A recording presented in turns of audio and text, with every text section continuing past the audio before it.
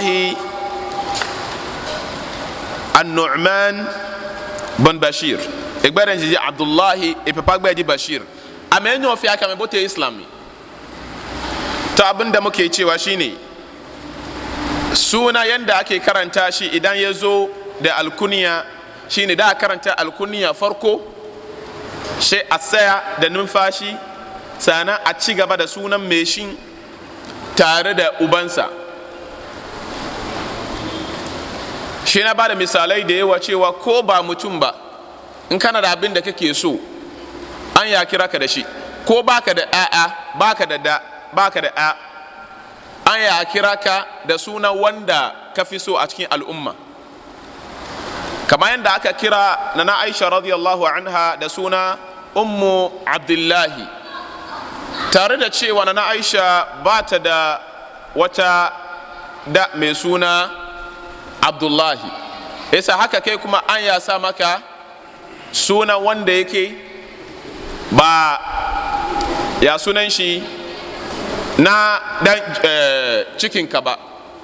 kuma kana da wani abin da kake so ko ba mutum bane an ya kira ka da shi, kamar yadda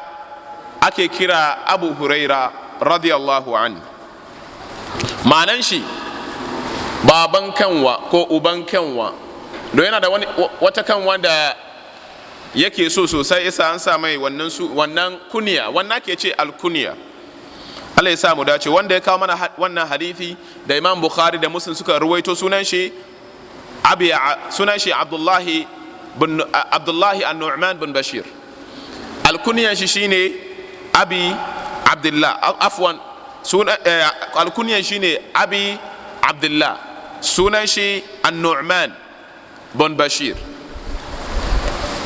Mo igbaji mo ni hawa ke hadith ne igbaden chaji An-Nu'man e papa gbaji Bashir amenyo fi ame bote islami, dukan su shi da ubansa Bashir da shi da mai suna An-Nu'man duka su musulunta har suka mutu akan imani ta musulunci. E kuniyaji Abu Abdullah, e kuniyaji Abu Abdullah ne gbaden chaji An-Nu'man bin Bashir. Okay, abakane bina akane olaji an Abi Abdullah An-Nu'man bin Bashir, na kaji bina akane le an Abi Abdullah An-Nu'man dabi akane le an Abi Abdullah An-Nu'man dabi an Abi Abdullah An-Nu'man bin Bashir. Nyamala ka wannan shilo? Na'am. Laji mun da kiya shi sami'tu Rasulullahi sallallahu alaihi wa sallam yaqul. Laji mun da kiya enuni annabi Muhammad sallallahu alaihi wa sallam e kiya shi nyaba hin.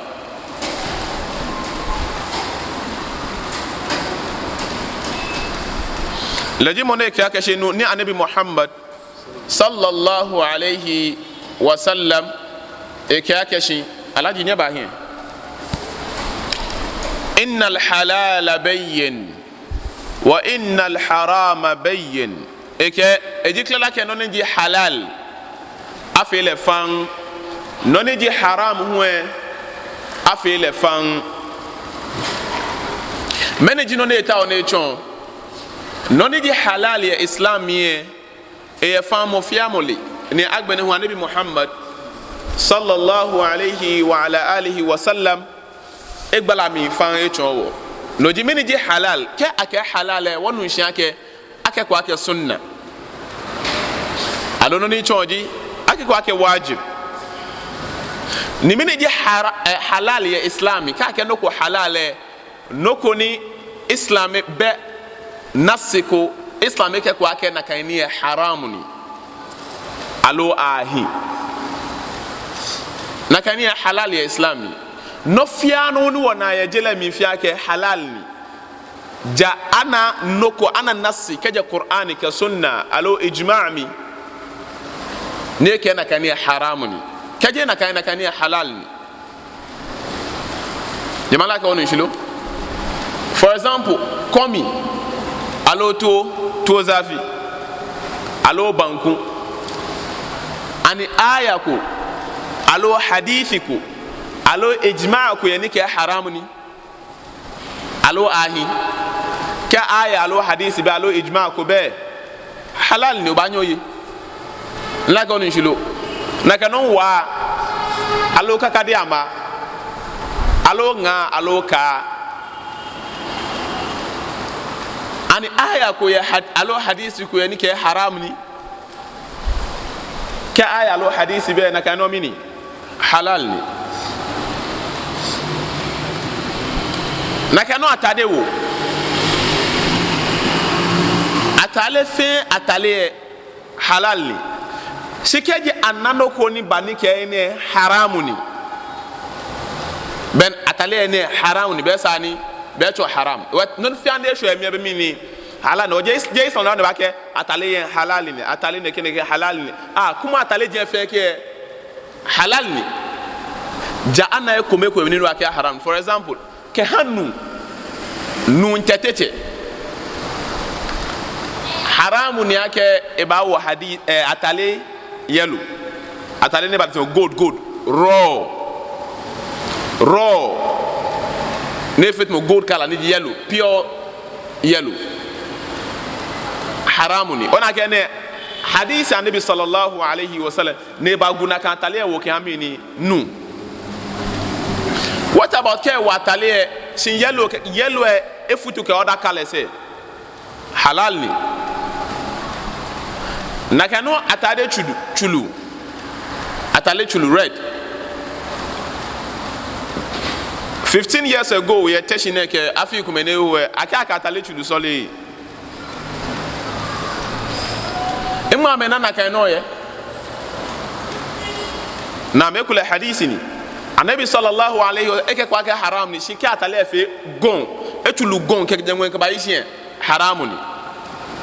shike ja atale efutu red efutu ke colors ko me fe na kan ko watale to be no watale ni red ko efo hin alo eko e je sole je safo ora ke na ke sole ke red e efo min ke halal ni ake kwa ke sunna ni ji muakkada ni alo mustahabbi ni halal ni ke mustahabbi alo muakkada ko e benna to aton ja to no wo ke sole alo je na kan atale no e balake mustahabbi ke hawo no ja atale yen no mustahabini shatale din halal ni ka ke halal si gbe kan ke akeno ko hu gbe kan je do ake jo fe na kan ni jaman la ka wonu shilo. Back to marriage. Anabi Muhammad sallallahu alayhi wa sallam e marry yoni e yelo no pa ni e marry yoni almost ekele ya fi pepepe mi ni marry yoni yele onupa anabi e marry yo ni nueta ko ehedan ni e marry yo ni e marry dan ni e marry yo ni e divorce ne ewugbo yi a divorce le na e marry yo ni mi ni ewugbo yene ke maje ye na emiye che o ya marry halal ni akoba nyo tus eko keje femi shino ni baby anabi sumoji no ni mustahabbi ji no ba marry yo ni mi ni atako hedan ila ka wonu shi mineo sahabi ne marry anabi le enoje chana na anabi ke nna ko bobe ne mneke wallahi anabi awre ni mfi awre ni ona ke biane imamu dunia wala akhirah anabi laji imamu dunia ke jene mi laji imam ke wasana gbele no fe wasana gbala ko bene ba nya dum allah yin ne ke qala ne ke qultu aw qila baloko be janabi muhammad sallallahu alayhi wa sallam sila poden chana afi awre ne leyeko e sahabi afi awre ne leyeko mena ya afi awre ni wallahi je imam pojibo shinye shi onu pa ko leyeko alo ni akutu mi imam la imam ne yo kona ko imam ogbo khutuba jina ba fe fo wa man te fe ko no na bu mo ni neke ni neke wa ka shi aketo sunna ko ni do akeko ba fi imam wa fi awre sani l'imam le ba fi awre e ba fi gbelan abu wallahi me shi ani chose mo eje me court no afi awre tafla che imam eje le wo biye papa le ni bata shi wa osumon bi le osumon innal hamdalillah nahmaduhu wa nasta'inuhu wa nastaghfiruhu ila nihayatihi agbina teshino ya agbe awre na malam ke yu awoli ko meto ye jeme bo mu bo sumo yo tashi enyo yin agbena shi imam ninke ka na imam ho esani dabi halal ni nam sahabi fi awre ne fi awre mahallu shahid ne fi awre ne ba kan ya no na me de kenege awre ni fi anabi ke masha Allah ne bila ke shi mokoni fi awre mo ejidi na ta Hausa metole bazawra mokoni fi awre mo allo virgin mokoni fi ko awre dan eja ke ye gama kusumi ka Africa kusumi ka Hausa ma kusumi ke Islam kusumi fe ke mone fi ko awre dan akpagba ke virgin sane fi virgin wo virginity eje no ko na ke shi ochichi ya ke ba mi virgin di mi je je no ko na ke ake taglete welio ino ke ni bi no fe ko awre dan mi no ni je virgin jibo those are no fe virgin alo fe ko awre dan chite balete au plat la ka wonu shilo nam wane bi la ke mo ko ne fi awre dan alo virgin ne ke o bazawra mo ko ne fi awre dan na ne bi ke masha Allah barakallahu lakuma وبارك الله عليكما وجمع بينكما في الخير او بالخير ليس في الدعاء ها من با جوني با جوما ونيتين ني نم كال بركه ونيتين الله سامكو البركه لك سيكو نانكو o pe mo ko ni virgin ni boni afe ni okele hwe ni lehu ekebo hwe ene la kan hwe mo na atwon wallahi me na me fi awre inshallah man ba no shi ko fi ko awre inshallah ko hye je me inshallah nyo ba chon je jangbala me pi sino no ye bia na ne be ka shi aji na nko e shi no na fi halal ni shi bia na ne be recommendation ne ane be kwa oblano ni jile ko ne ne nko e so abia ka ne bi hu e ma ba ne ya fi awre le epe moko ni agbo poashile e fi awre ne fo musumbi na agbo ashile ni je Khadija radiyallahu anha the first lady Khadija من كانت 2 years ne وفي تفسير سورة الأعلى ومو تفسير في خديجة رضي الله عنها يا دار السنة وجي جي باكو خديجة سني في إن شاء الله مي باكو كان كاراتو دي اي جوليش إن شاء الله أنا بلا بيمو كنا مارو لدان سيمي نو بيان لا يو اكي اي نان كو بس جي فيكي اغبه kan ko ba pe je jado ja enedan simi no ba kwano ni mini ehiabo at that particular point in time neke time an pe yoko ni a divorce le allo ta agbo asile because of me to mo ni experience allo neke time me to neke yo boden sa no kwano ni ehiabo ona ke moni lele ene ma mi wie ne because moni le mi le ne enu no na cho le sunna elake sunna are different elake sunna mi ay fardun ay wajibun ay mandubun nana talaka mustahabun ay talata mubaha halal sunna ncho sunna be makruh haram min makruh ya ju haram shishi sunna no ji wajib fardun mandubun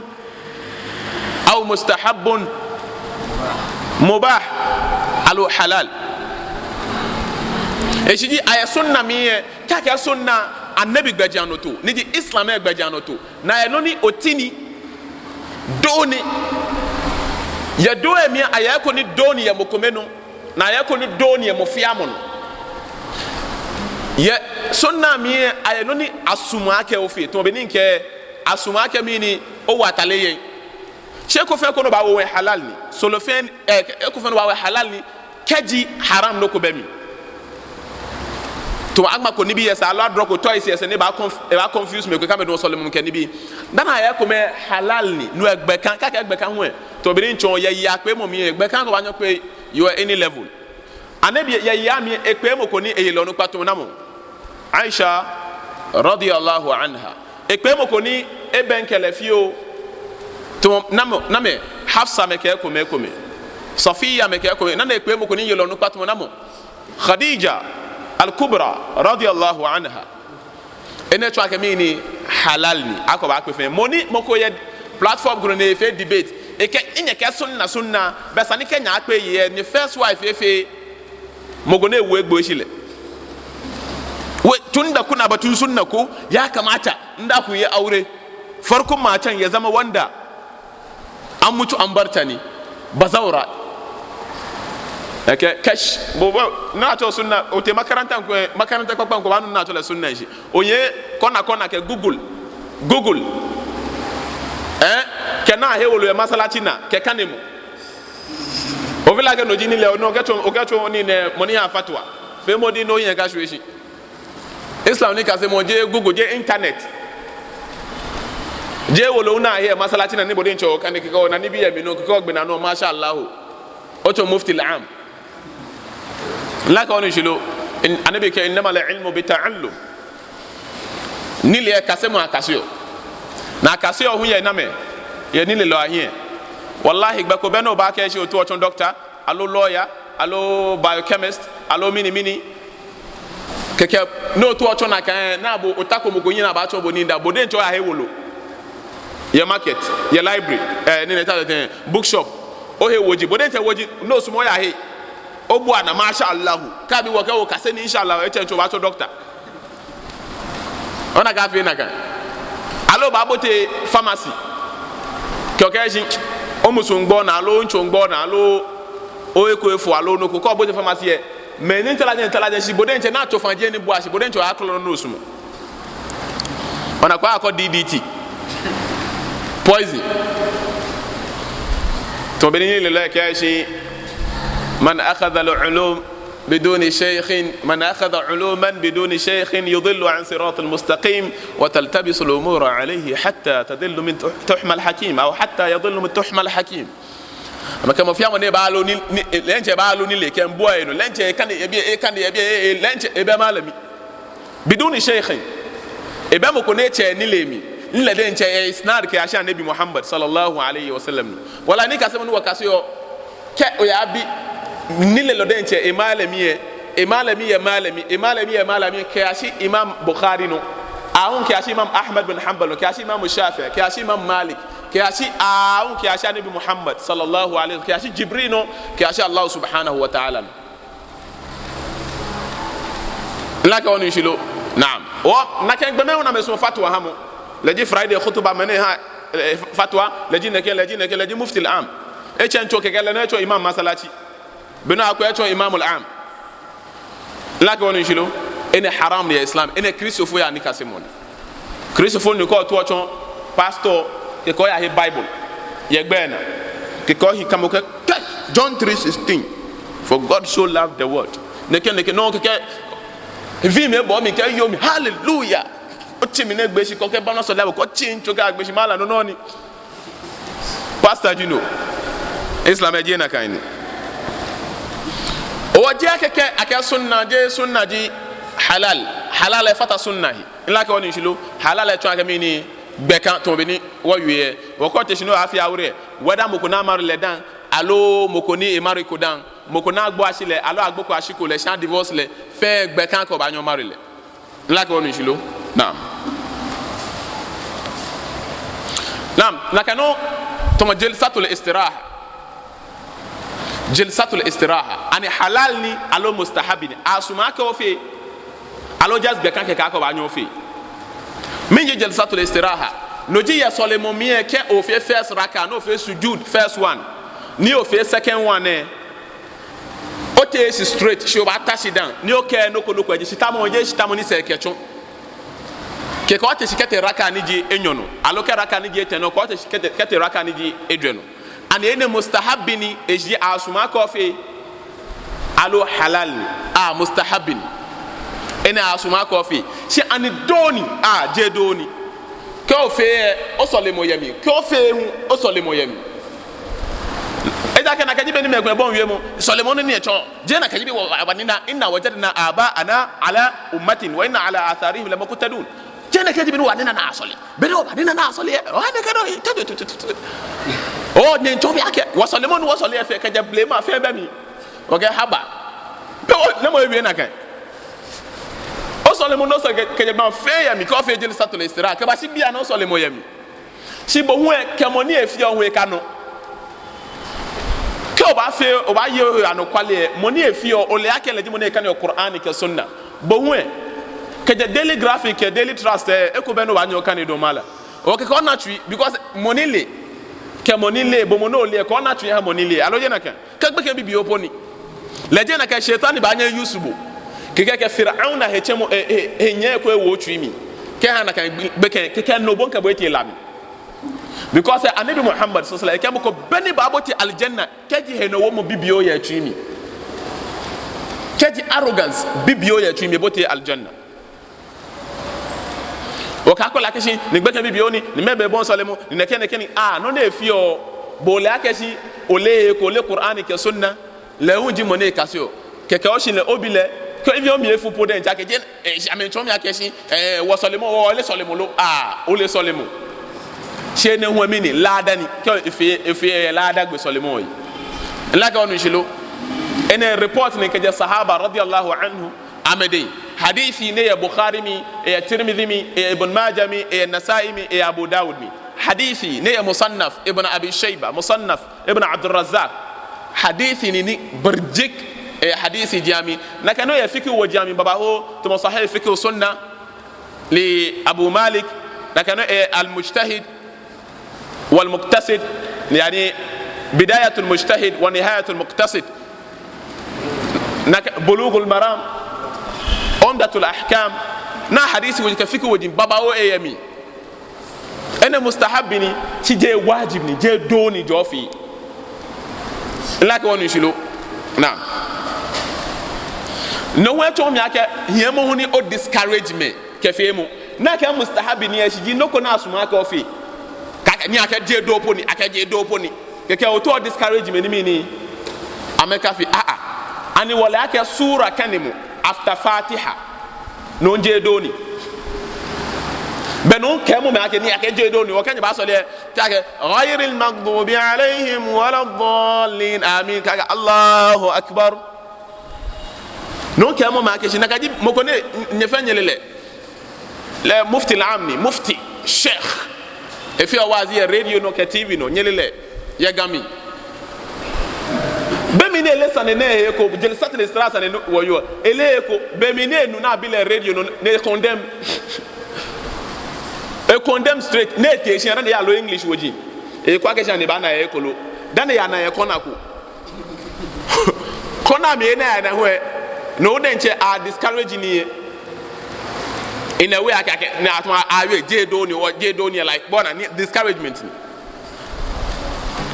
ni wote wa ni na le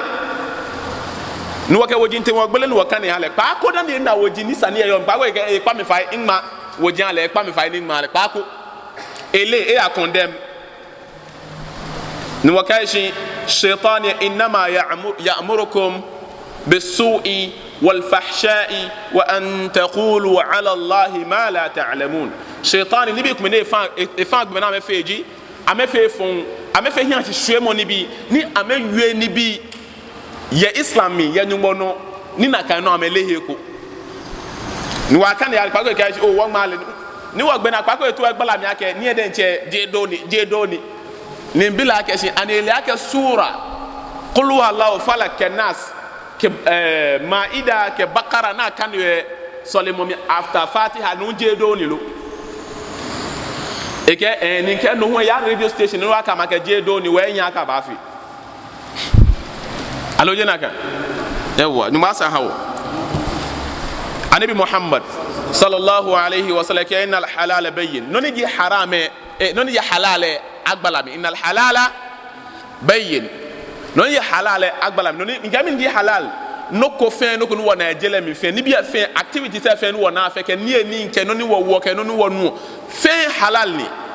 ja ana ekomeko ya mi ni Qur'an alo sunna ba ne to aka mi ni haram ni tojo gwantenjo chinajo fen halal ni sipo to hu egbere nya ikoko no hu haram mi ni o Qur'an ke haram ni bi no no fe ni ba ke halal ni dan halal ni no di asle aslu kulli shay mubah halal no fiano halal ni o ka bi ake jona hadith ye fantai alo mot alo cook dan yo banu ka abu mote ko gashi mi ahlu sunna jimi aka hadith ye bani to ake sananu mot je ahlu sunna jibu ahlul bid'ah jibu khariji jibu la ko wonu shilo shi what about kasa preku hu be haram ni mino balo ka shi kullu muskhirin haramun no fiani chaki ogbo ma de san dwemu no fiani alcoholic ni balo ka haram ni wo biane ka me wa ka shi o ka o me hadisi alo aya ni ke ko keke haram o me na chegbe ake muskir shake ko ake shi ko keke o banu alo o me na che cigarette ake shi king size haramuni mine wa aya ke ake shi nyeke nyine ka ya no ni nyeke wa fite nyede nchenye yi no fia na efite ogbomocho we haramuni ono ka me hadisi no fia na efite ogbomocho haramuni bwana ka kote obaya maka obaya haji alo noko alo kaseni ya madina beno ba ko na mko na esu taba esu cigarette alo taba denche nesha ke obile waga shi ingba aya alo hadisi ni ke shi haramuni yo ma wa shishinu baloke wa innal harama bayyin nakano haramu huwa mini no huwa fito ni agbalami inji annabi Muhammad sallallahu alaihi wasallam yake cewa dukkan abin da yake halal an bayyana shi dunda abin da yake haramu kuma bayyananne ne an bayyana shi yasa me yake ce halal shi nace duk abin da yake duniya ko riga ne ko abinci ne ko abin sha ne duk halal ne akwai dama ka ci ka yi shi ka sa duk halal ne fashi an samu abinda aya ko hadisi da zai ce haramu ne kamar daga cikin abubuwan da muke sha giya haramu ne cigarette haramu ne weed haramu ne don me akwai aya akwai hadisi da yake haramta duk abinda zai cutar da jikin mutum ko ko ankalinsa dukkan su haramu ne Allah ya samu gani baya haka duk abin da ya saura halal ne wa tv kwa mo haram lo halal ne no ba kwa tv o kwa qur'ani yano alo no hadisi ko na je yano alo wazi alo minim haram ne halal ne minewo abe aya abe hadisi ne ba ke haram ne jano ne ajiyo yano haram ne ila ka oni shilo jano ne ajiyo tv yano mini haram ne ina wabi wa shekha kwa keshi malan film kwa mo kaji manyama delete heni haram pate yo be wala haram pa ko film Hollywood ke Nollywood ke wood ke ko film e wala ke ay haram na me fi mi manyama je halal e mi haram e mi ko ni makwe halal e lu ni malam bila ke ko je haram pate je me mi ne so don no ba ko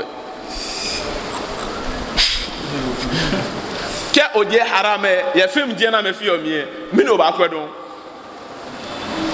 la wonu ne to ke lenji na si agbene sane aji wa bainahuma umurun mushtabihat atakankanin halal da haram akwai abubuwan da yake rikitarwa ya halal ke haram te anibi komeni koshi yami doubt yami efutu ona ke halal alo haram na anabi ke yake shi la ya'lamuhunna kathirun minan nas e kana kan no wa shubuhate no me pile be ma de san pile sina anabi ke kathirun minan nas me pile be no chom ya ke me ko ya minimi amele to me na anabi ke amaji al ulama amaji nililoy nile lo an waje nile lo kashi ulama'u mutqinuna athabitun ulama na mena ehishi ya nile mi je mo ni fi owazi mistake na afe ya tashi na ji ka gana ma mo fe ke mo fia mo ni fi owazi e ka ke malan kai mo ni fi boka po wonche boka mo ne fi agbalagba ne to ashi ame fa to ame malam kake malam boka ni wonche ni mo fi ona aya na ke aya questa aya ngo aya kwa mini aya fe ne ke aya ngo mo ko ejusika aya je mini forget me jalabia ke fa ina ebu ke Quran no na ya tuami shetani ni abonsan ni wonche ni Sayyidina Umar time ne nkwe na fe khilafa na fi e Ghana ne nkwe kwa ame hukum ni government sane ke ame jame kojo mo jaba gbe ame fe ke ye firing squad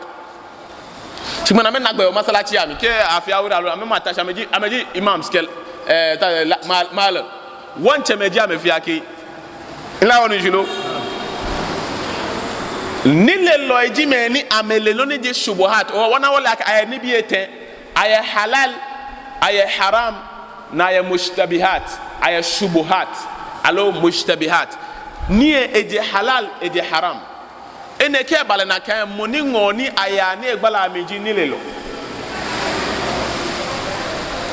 lo je preacher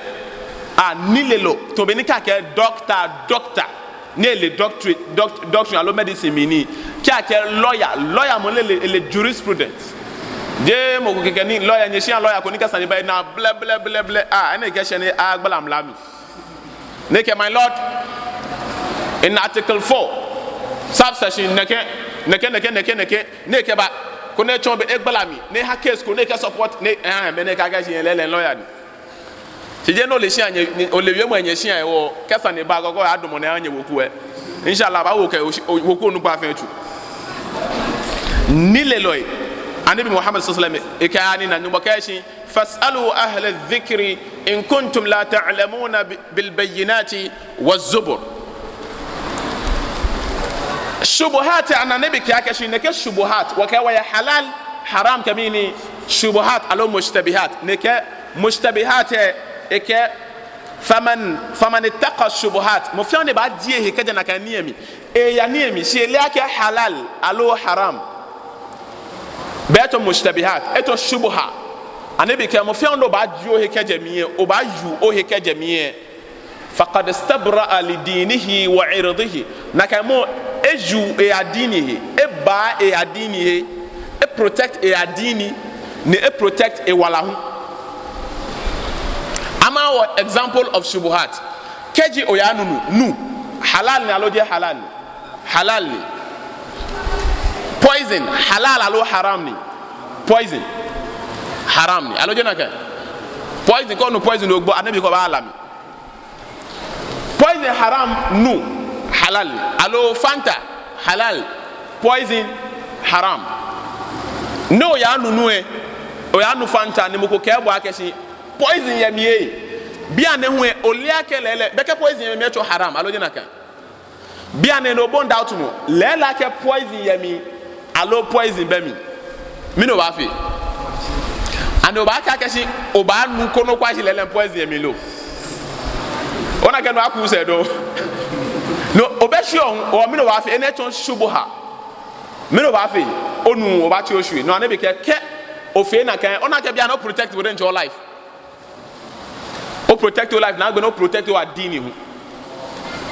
Clear example of shubuhat e ko dimi ni demonstration ni aya demonstration government government where demonstration where protest Allahu Akbar no wana ye Pakistan Afghanistan mini Ghana ne ke Nigeria nse ne no aya protest stop SARS end SARS now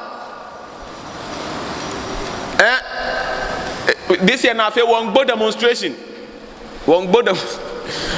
wana go gbogbo si jemo ba gbo ye la onu shulu ona ni enyo ona nu ona fan e shu o fan o ye job o ko ya won go demonstration wana mi no ba ke no ke wallahi muslim ka abote mi ni wo shubuhat ni ayane obake we have a genuine ne agenda, genuine intention. Si yenyete July kommente na babon properties fitemu. Ambabo ni chulamu ke ambabo meju. Ke kagbene police ke soldiers wumi ni amen fire ni. Ke tear gas, ke tu, ke kome. O wana ke ne fe halal ke haram ne futu. Haram ne aka abafe ni ne talete protesting, allo mini demonstration, revolution, mini aya haram ni. Shimeno wana zongo ni achajo ejeme. Jamaa muduba abinda gwamnati ke yi an cuce mu an yi kaza ya kamata mu yi kaza sai a caji matasa a zuba su titi sai gwamnati kuma zuba musu abin ga bindiga kawai. A wannan haramu ne, musulunci ba wannan. Musulunci dan muna neman wani hanya a jara da ilimi muke bin da nasiha ake bin, kamar hadisi da zamu karanta sabon mako mai zuwa. Hadisi ya nuna mana wani hanya ake bin don a yi nasiha, ba abin hanyar da jahilai ke bi. Wacce gbano ni jahili jinkecin ni aka address issues, communal issues, alo national issues, alo continental issues, alo international issues. Where protocols na chomo no ye Islami na aka address na kan issue what Islami demonstration ke protesting ke mini egbe wa dini shubuhatini ninye yane beno ba ko July futunye ojo twalo futunye nyoba nyele nyele nye mo kroni ke ka gbene ni afia nke nye podent be na agbeme kumenyete nyonye in charge mo benye wa agbenye benye in charge mo benye kafite government property da agbene security be ma mi don ene haram ni islami shubuhat ni gbalo ke ko juwe ke de shubuhat mi ye bodent o protect o adini o protect o he waman waqa'a fi shubuhat waqa'a fi alharam fi ono ba shubuhat mi ye o bote harami inshallah ba take no inshallah na ka time inshallah be asolo 7:15 alo 7:15 7 aba solo na okay be time inshallah oba wa be na just me ma example of shubuhat, clear example ni oblanya be 5 be ko obla ye be ni na say one form of shubuhat mami me ke papa me kenye gbe kan bi ke onupa mo fia mo ebotui ni bia na eyo wotenji no na chola ke shin dating nkemini dating egbe de ncheji mala isa aminu nyumba jola hale 2014 wo kele fe company wo eba company e kenye kacha le dating ne kacha like one steady wo hi ne ka hi nyen fe zina e ke agba ji zina nla ke wonu shilo yewa dating minu oni shubuhat ni baloke shubuhat ko bote mini ona yoko no osumu na ke te ba fete o ba fe Christianity ke Judaism fe bote wotin be ni Christian so amena ke no to ofe woni ke ona yoko ni te ba fete male ake yo popa ni mama we le ni no bote am se me ba sele wi eje me ko ko se no bote am se me ona ni cross ke ni bi pete je me ko se shino bote se am na afi adini Qur'ani ke sunna c'est le cas d'abidjan on me commet une lost study autre scientist haramni shubuhani kona yoko ni osumole abeno kotomo dating obaya emami ke papa ngo enije follow ango ni obaya na papa alo ewali moni kuole no ba ke la keshi anigbeka akeshi manyene nkenye bi yo ne ewie alo manyema kpenye bi yo ne ke ameke ameba che amebila na amekele ba wie alo amba ha bo gba keshi na sen ka chele ke ba no kele wie ya menhie ana efe ngono mi no ne fe ngono go jahil chi no ne fa when me adini ne wonuko nonu wale je Christian we no la wonu jilo ni abashi nye ketashi ni nye gbasani osumo lo ko ke alo papa denje ba che bile osumo bowo osumo je pako aba ha date aha date cheji papa doubt ye nuwe ne ba mi keji follow alo mu na eku ogbeke eye doubt eye koshi ye oblanu emi o abake eya dan shan ba susui nike ete aba fe research aba passion akwe aba investigate kona akwe e adini ke suban ni bi enyo te emo sole mo miye ke te mo la ilaha illallah miye ke te mo muhammad rasulullah miye ke te mo sunna miye ke noni je enyo e ke bule wo ke bule e respecto onupai ke mami ke papa ke follow ke eweku melo ebu omolo e ke me yeshi no ojogba e ke gbeke bi ojogba e ha mo no alo le ke gbeke bi yen ni e keke e bemi ha mi shikele no keke ba shi ama coach ke akwana na kan gbalo muhammad sallallahu alaihi wasallam yoko ba ni na la keshi no ne ba bile so aka eto e marile na ne be kela ke kamarile bakhilun ni eni ne shi wa e wo pop ha mo no ona ke ene kana na ga esa na ke yo e ha le yewa o ato date ke ha awre ja aya fe mi ni investigation ke nu e ba na ke nsumo bile acha gbe ke yo elewe ke nsumo jeme na ba fi gbelan ye jena ba ke shi malantashi ke papa pe yo jenju ala bana menyo ne ba yo dase innal hamdalillah nahmaduhu wa nasta'inuhu wa nastaghfiruh wa na'udhu billahi min shururi anfusina wa min sayyiati a'malina man yahdihillahu fala mudilla lahu wa man yudlil fala hadiya lahu wa ashhadu an la ilaha illa Allah wahdahu la sharika lahu wa ashhadu anna muhammadar rasulullah sallallahu alayhi wa sallam ya ayyuha an-nas ittaqu rabbakum alladhi khalaqakum min nafsin wahida wa khalaqa minha zawjaha wa batha minhuma rijalan katiran wa nisaa wattaqullaha alladhi tasaaluna bihi wal arhama inna Allah كان عليكم رقيبا يا أيها الذين آمنوا اتقوا الله حق تقاته ولا تموتن إلا وأنتم مسلمون يا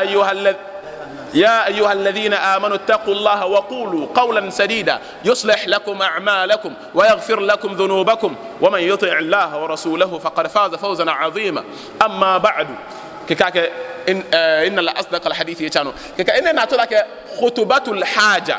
ننو في فاسوانه ashhadu an la ilaha illallah na papa ko ba ke mi le de ke mo mala be janye cho mi dan nani ma ni ma fi awre ke an bile ko le ke mu ado afi ado aro ba fi halal ni kai ke ja fi ado apo ke ji o ke imbile npe na ke nke ba ha bo le we pe na ke imomi ene atola ke sin siga ji mi ni ikpe na ke nke ba ha bo ke nu ehun ke alomu ni dumo shi ke anu e ke mi ni wo momi kai keji nu e be skapo na ka afi awre na kan gbile abanya afi awre tan se mi na bi nyomo ena afi na kan bi muhammad sallallahu alaihi wasallam e time da afi awre po na chi sadaki tada se mi na bi o sadaki nyuma ha wo ko se ka ba islam no wallahi e ja ke wallahi nonu what practice of be bid'a ni tijaniyanci ke mini no practice nonu wa bana kaja inna wajadna aba ana nonu wa practice je adini ni الدين لو قال الله قال الرسول قال الصحابة ليس بتمويه الدين لو جيني بوكي بالوكي صحابة كي نا فتو لك تشوفانكو لا كون نشيلو كابني لو كادو بكو يا فيزنا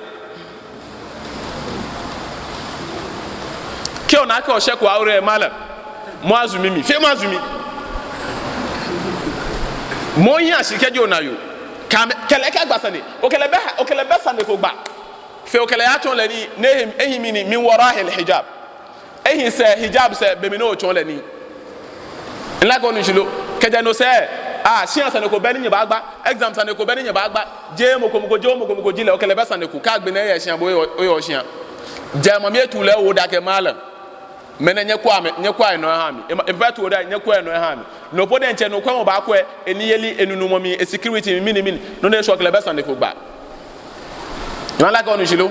ya wa ka ba makaranta mena school mate ni mena makaranta mate ni ke ka kwa nyenye gbe nya je nye hegbe mini haram ni shubuhat ni ona ke haram ji mini zina haram ji zina shona ke hadisi ko be alo aya ko ne ba ka kesi nyeka data no ni shubuhat ni ngba lo ke ko bute shubuhat no ko bute haram gwa shaitan ba ke just won to wole way ke je hele mi ba le ke mbotemi la ko ni shilo no ni ke me pie bote kwatam bia ne inshallah kan wa so next week wa ba cha no ke je hini wa bi Allah subhanahu wa ta'ala e hawale qur'ani ke sunna ni wa ke tuni no ma hawale qur'ani ke sunna ni wa ke tuni na bote afine mi me piji me ni nyumba hia me wala ya me de won bi nyumba ni ina me mobo jamaa wakpa 2020 jemo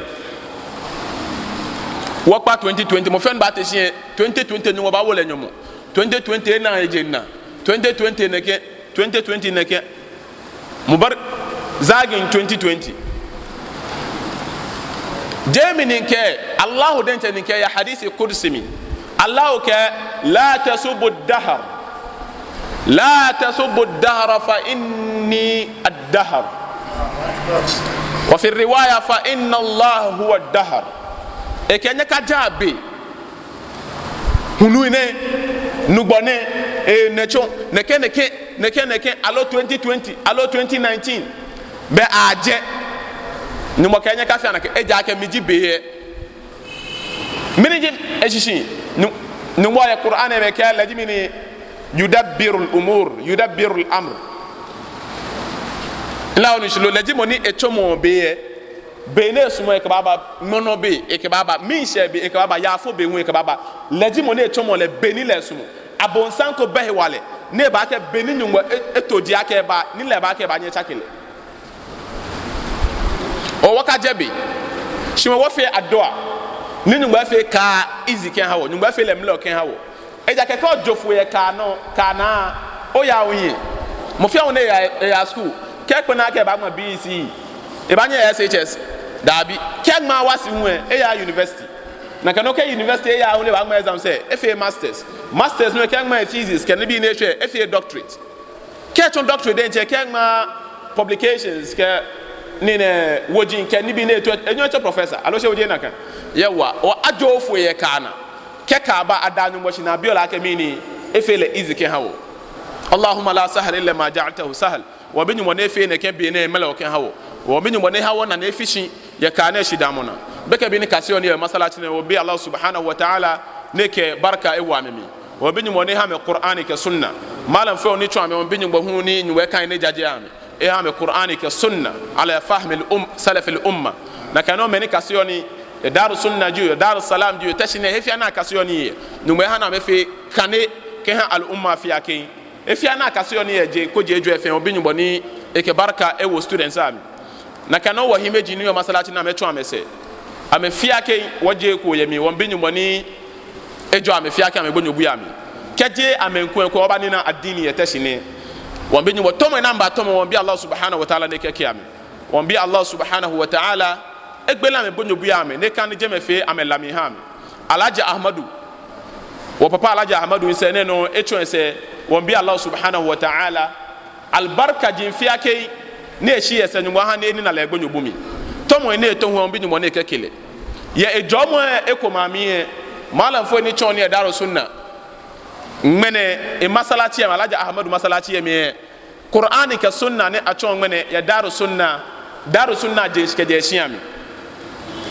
e shiami je ne aje makaranta an shiye dan inshallah mene ya je kam tuwe e shiji ne ke barka ni yo daro sunna qur'ani ka sunna ne akan yo dane ke harf ke kalima ke jumla fena kan da daru sunno binyu mo ne fele jomo ke ala egonyo bumi ebi hu baba ni wo binyu mo ni le hu ke shekile na kan no wo hukume fia ke na me chwa me se me ndi musu za bito me binyu mo ne ka me sheki am me ni behe wale ye wo himeji atin ke wo mami me atin wo binyu mo ne cha me fia ke wo binyu mo ne ha me imani biameni amehela e kwonwe be me ne hela on ba she nyugba fata imani e ha me wo binyu mo ni e kan ni ejo ame fia ke meni amenta ngame ke women won bi nyumoni ejo ame ke ngame kwakwa ke women kwakwa meni hu ni amenta wojin na me ke tuni alo me to kuni ile exam so bi nyumoni egbelegbe ha me jama inshallah e chencho 2020 egbena no echo ake shi nyumbo ka egbena won bi nyumoni office ne ke hu ye qur'ani ke sunna no be mini 2020 egbena